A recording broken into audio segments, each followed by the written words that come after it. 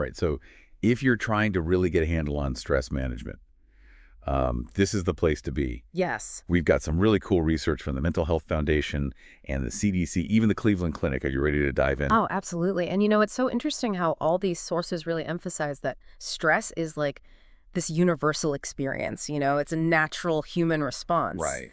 But I think what's so cool about this deep dive is we're going a little beyond the basics. Yeah. We're going to kind of uncover some of those surprising insights that might change how you view stress altogether. Okay. I am all ears.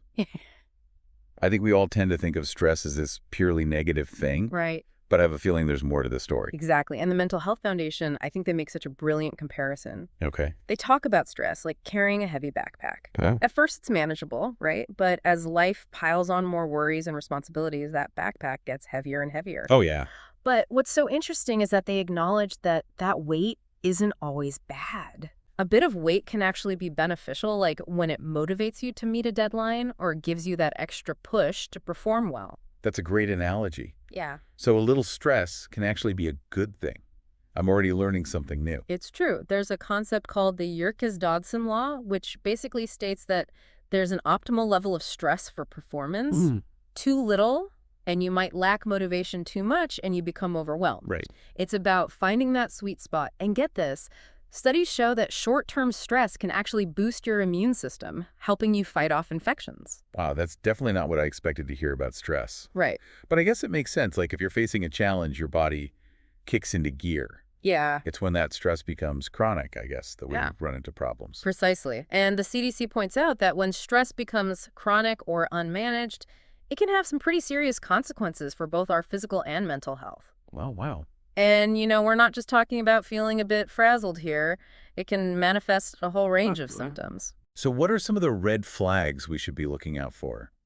What are the telltale signs that stress is starting to take a toll? Well, the sources mention a variety of physical symptoms: headaches, muscle tension, a racing heartbeat. Mm-hmm. It can even manifest as digestive issues or skin problems. It's amazing how interconnected our bodies are. Yeah, it's kind of alarming how many things can be triggered by stress. It is. The Mental Health Foundation lists insomnia and changes in appetite, even unhealthy habits like smoking or drinking as potential consequences. And those are just the physical symptoms. The CDC also highlights the emotional toll that stress can take. Right. We're talking about increased anxiety, difficulty concentrating, feeling constantly overwhelmed, and even experiencing mood swings or irritability. So it sounds like stress really affects us on multiple levels. It's not just in our heads, it's impacting our whole body. Yeah. But before we jump into how to manage it all, I'm curious, what are some of the most common culprits behind this stress epidemic? That's a great question. All three sources point to similar themes when it comes to the leading causes of stress. Okay. Relationship issues, work-life balance struggles, and financial worries are all major contributors. The Mental Health Foundation also points out that smoking, drinking, and drug use can actually increase stress levels. Yeah. So it's kind of a vicious cycle. Yeah. You're stressed, so you reach for those unhealthy habits. Right. But they end up making your stress even worse. Absolutely. It's important to understand that the cycle often works both ways. And while we're talking about causes, Yeah. it's also important to remember that everyone experiences stress differently. Right. What stresses one person out might not even phase another. Mm. Our individual circumstances, past experiences, and even our age play a significant role in how we perceive and react to stressful situations. That makes sense. So it's really about figuring out your own personal stress triggers. Yeah. I'm guessing that's a key step in managing it effectively. You're absolutely right. And that's where we'll pick up in the next part of our deep dive. We'll delve into some practical strategies for identifying your stressors and developing coping mechanisms that work for you. Awesome. Can't wait. Okay, so we've talked about how stress isn't always the villain it's made out to be, Right. and how it can even be beneficial in certain situations. Uh-huh. But now let's get down to the nitty-gritty. What can we actually do about it Yeah. when it starts to feel overwhelming? Well, that's where things get really empowering. Okay. The sources we've gathered, they offer a whole toolkit of strategies for managing stress. Okay. And the best part is you don't have to overhaul your entire life to see results. That's good to hear, because sometimes just thinking about stress management feels, well, stressful. Right? Where should we even begin? I think one of the most effective starting points, and this is highlighted by the Cleveland Clinic, is to actually get to know your stress. Okay. It sounds simple, but becoming aware of your personal stressors is crucial. Yeah. And they suggest a really practical tool for this journaling. Okay. By taking a few minutes each day to jot down what's causing you stress, Uh-huh. you start to notice patterns and identify those sneaky triggers you might not even be aware of. That's a great idea. Like becoming a detective of your own stress. Exactly. Once you know what you're dealing with, you can start to strategize, right? Exactly. And the strategies fall into a few key categories. Okay. The first is all about making those foundational lifestyle changes. Okay. We're talking about getting enough sleep, eating a balanced diet, and making time for regular exercise. Mm, These might seem obvious, right. but all three sources emphasize that they're absolutely essential for building resilience to stress. I can see how those things would make a difference. But sometimes when you're stressed out, those are the first things to go out the window. It's hard to prioritize sleep when you have a million things racing through your mind, Right. or to eat healthy when you're grabbing whatever's quickest. You're absolutely right, and that's why it's so important to be kind to yourself throughout the process. Well, that's good. The Mental Health Foundation makes a really important point. Okay. It's not about being perfect, it's about progress. Don't beat yourself up if you have a day where you skip the gym or indulge in a little comfort food. Yeah. Acknowledge it, and then gently guide yourself back on track.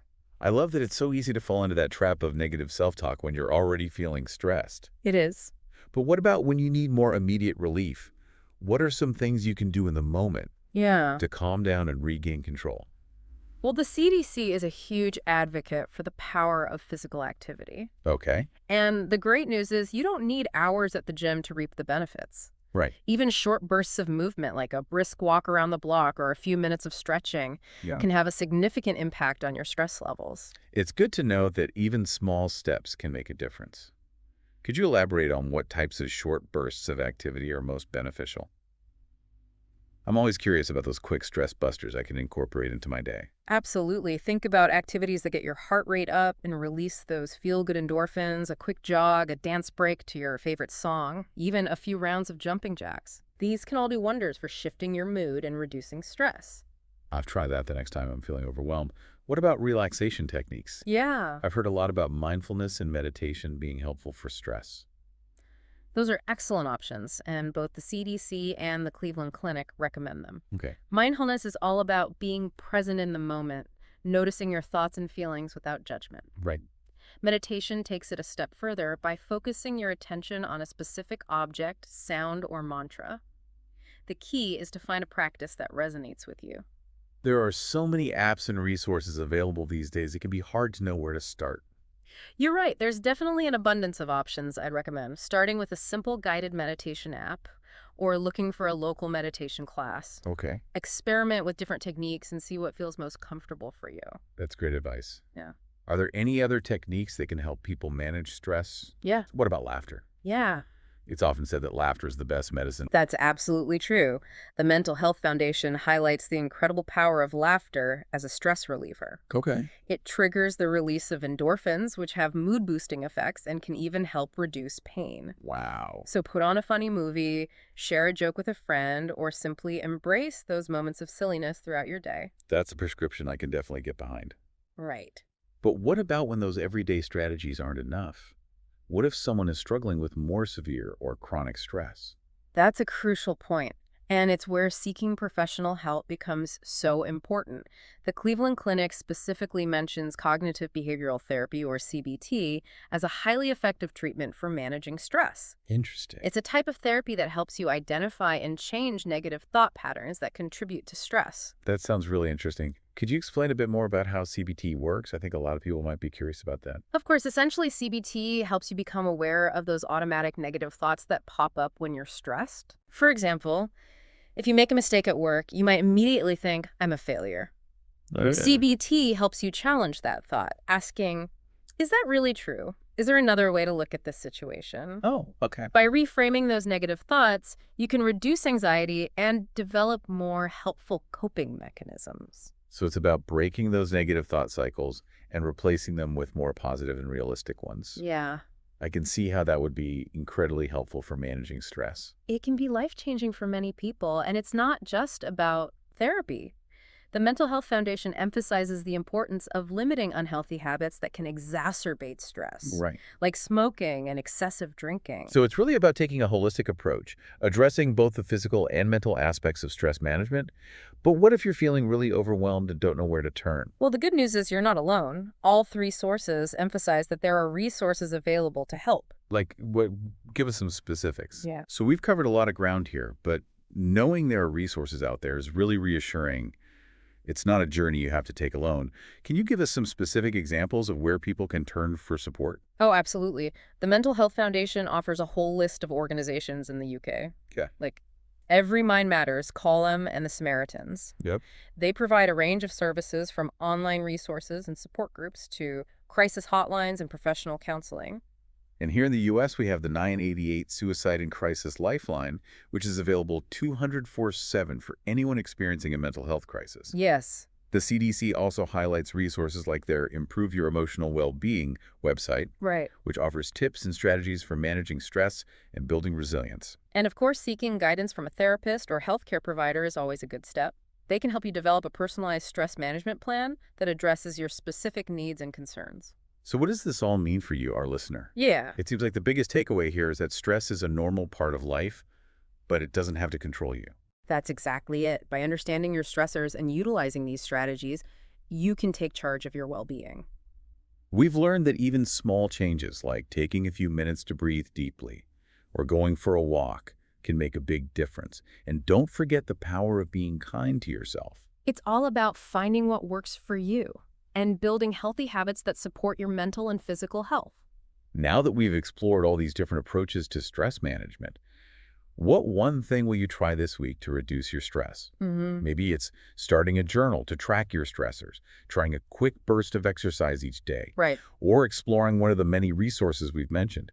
Whatever it is, take that first step towards a less stressed you. And remember, you're not alone on this journey. There are people and resources available to support you every step of the way. Thanks for joining us on this deep dive into stress management. We hope you found it informative and empowering. Until next time, take care of yourselves.